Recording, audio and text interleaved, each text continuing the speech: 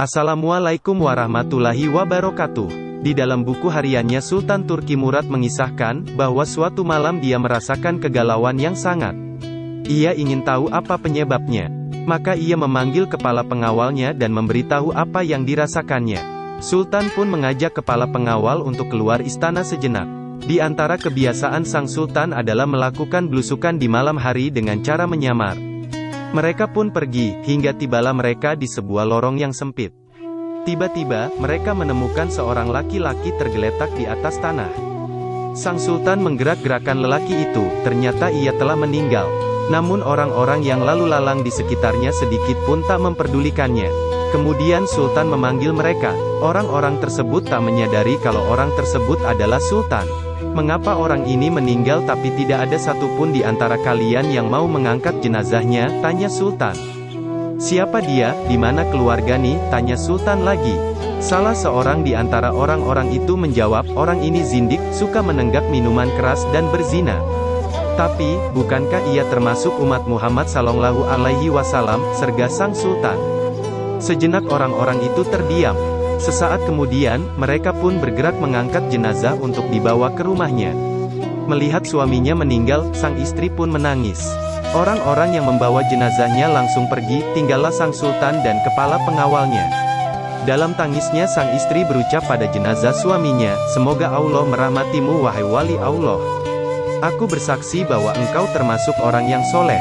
Mendengar hal itu, Sultan kaget lalu bertanya, bagaimana mungkin dia termasuk wali Allah, sementara orang-orang membicarakan tentang keburukan dia begini dan begitu, sampai-sampai dia meninggal pun mereka tidak memperdulikannya.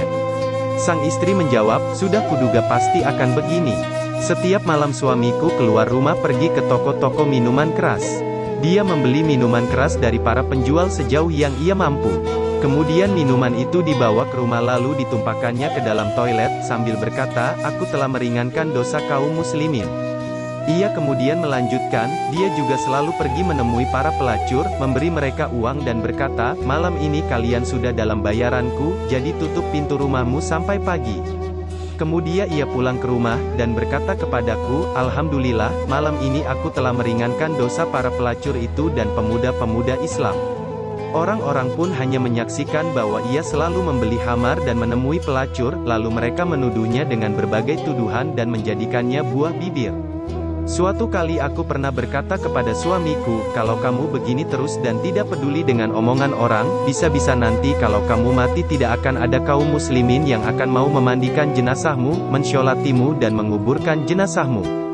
Ia hanya tertawa dan berkata, jangan takut, bila aku mati, aku akan disolati oleh sultannya kaum muslimin, para ulama dan para wali, tutur sang istri. Mendengar itu semua, Sultan Murad pun menangis.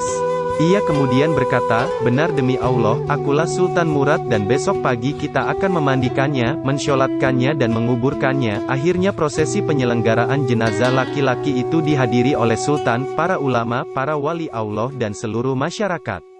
Sebuah pelajaran berharga. Jangan pernah mengharapkan penilaian manusia, fokus pada perbuatan baik yang kita lakukan, karena yang kita harapkan adalah ridho Allah, bukan ridho manusia. Jangan pernah menilai orang dari luar atau kulitnya, karena sesungguhnya kulit atau bungkus hanya sebagai penglihatan semu semata. Wallahu a'lam bishawab. Nah, topik Islami sampai di sini perjumpaan kita kali ini. Semoga video tadi dapat memberi hikmah dan pembelajaran bagi kita semua. Dan jangan lupa juga tekan tombol subscribe dan notifikasinya agar tidak ketinggalan video-video terupdate terbaru. Wabillahi taufiq wal hidayah. Wassalamualaikum warahmatullahi wabarakatuh.